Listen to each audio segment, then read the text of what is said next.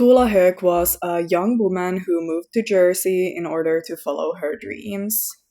She fell in love with the island and she had so many plans and goals for her future. But these goals and dreams would never come true when Tuula's life was tragically taken away from her. This is the unsolved case of Tuula Höök.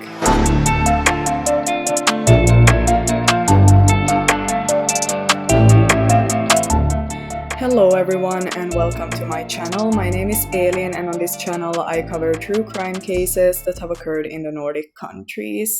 There are no content warnings for this video, so let's jump straight into the case that happened in Finland. Tuula Höök was born in 1940 to her parents Lilian and Tauno Höök, and not much is known about her childhood, but it seemed to be pretty normal and peaceful. Tuula had 3 siblings and lived in Helsinki, which is the capital of Finland and also the biggest city in Finland.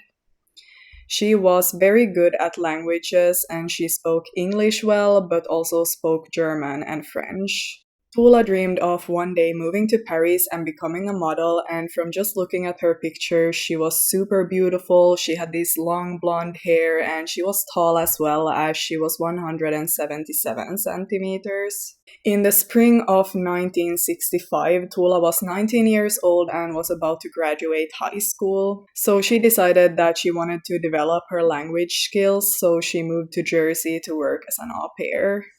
Jersey is located just off the coast from France, with the official languages French and English.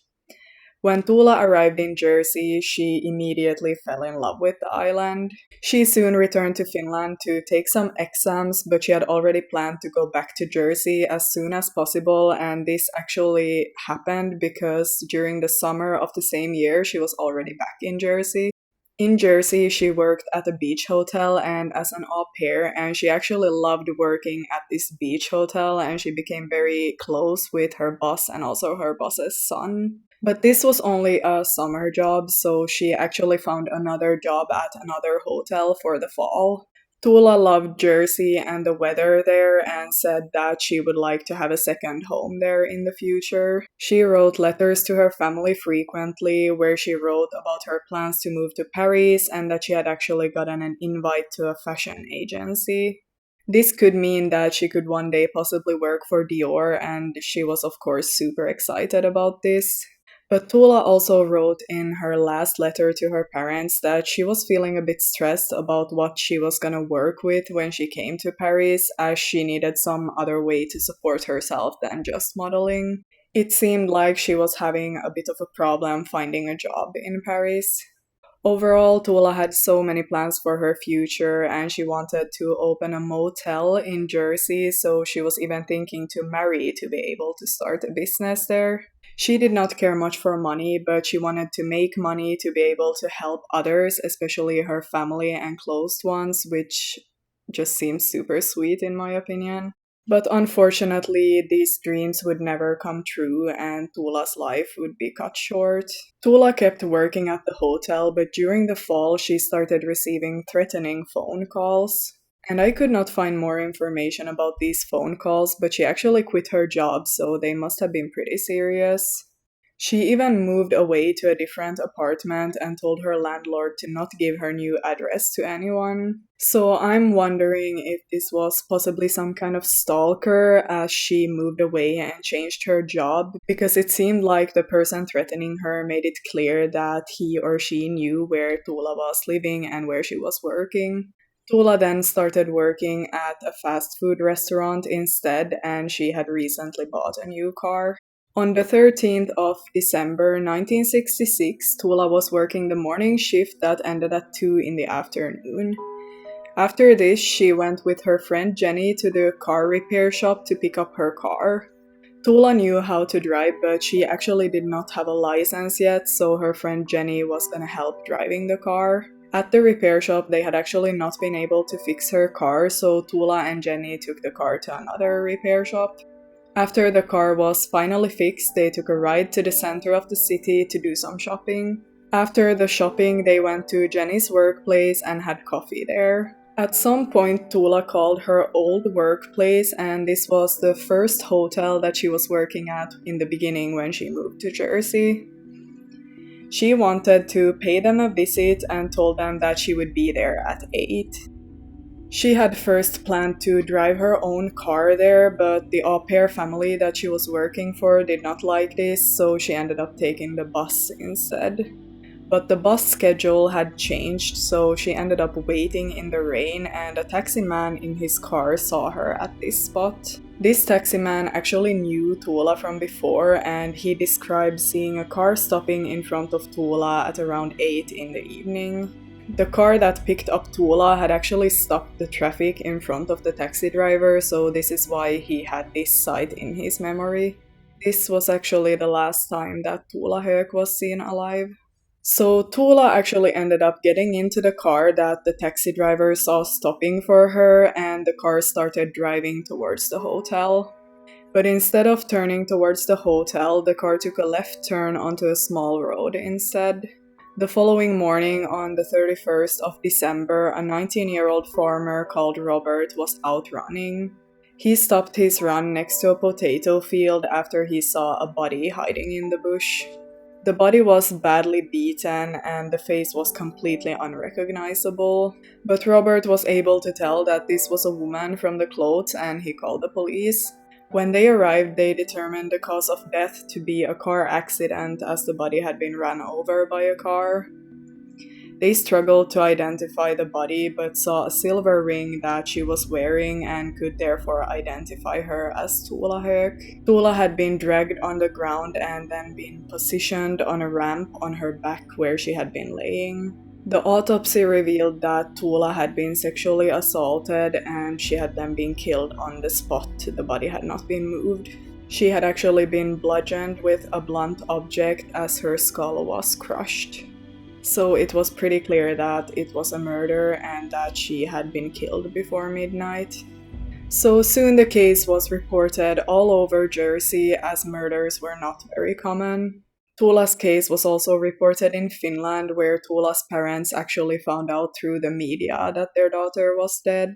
On the 1st of January 1967, so the day after the crime, the police held a press conference where the police chief said that he will be responsible for solving the case, as he predicted that this would be a hard case to solve. On the 6th of January, Tuula's parents flew out to Jersey to identify her and to help with the investigation.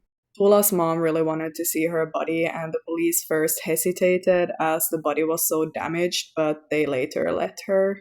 And she actually later stated that if she would have not been able to see the body, she would have regretted that her whole life.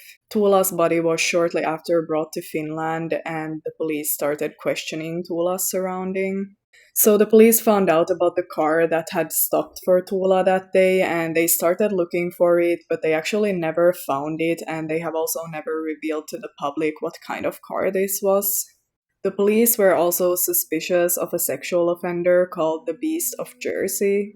The Beast of Jersey was a local construction worker called Edward Paisnell who terrorized Jersey in 1957 to 1971.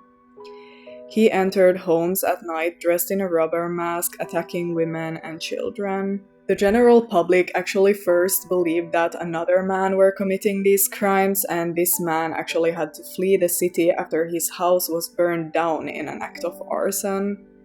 On the 17th of July 1971, Edward Paisnell was stopped by the police after running a red light and then attempting to run away from the police. In his car, which he had actually stolen earlier that evening, the police discovered several pointed sticks and elements of his beast costume. In December of 1971, he was convicted of 13 counts of assault, rape, and sodomy and sentenced to 30 years in prison. Edward actually returned to Jersey after his release from prison, but he moved away due to the locals not liking him, which is pretty understandable. I don't think I would like to live next to someone like that. When he was questioned about Tuula, he actually did not really say anything, so many people still to this day believe that he's guilty of her murder. He died in 1994, and the police also ruled him out as a suspect for some reason. So after this, the case pretty much went cold and the police chief actually passed away without ever solving Tuula's case. In 2004, a 60-year-old local man was arrested, but this was kept a secret until 2 years later. At the time of Tuula's death, this man was in his early 20s and I did not find any information about why he was arrested. The police later released him and he's no longer a suspect. In 2006, a private detective called David Watkins appealed to the police chief that they should try new forensic techniques and test some of the evidence. He suspected that the killer is still living in Jersey to this day. Days after this, a businessman offered £50,000 as a reward for any information that would lead to the case being solved. He did this because he had daughters that were Tuula's age and he just felt so much empathy for Tuula's parents.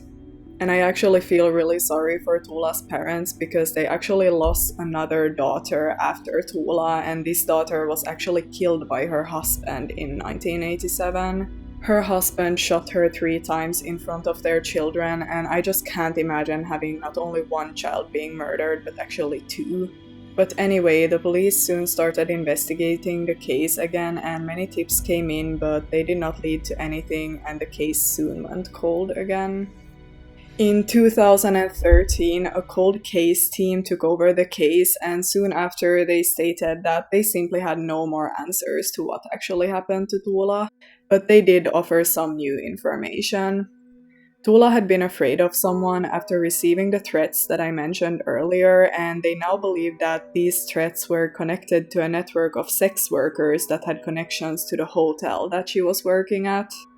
Basically, the police believed that she might have seen something that she should not have, and maybe the person threatening her was someone linked to this group. My only question when it comes to this is that Tuula was sexually assaulted, so in my eyes it seems like there was some kind of sexual motive behind the murder, which does not fit into this theory. The case of Tuula Höök is still unsolved to this day, and it's actually the only unsolved murder on the island of Jersey.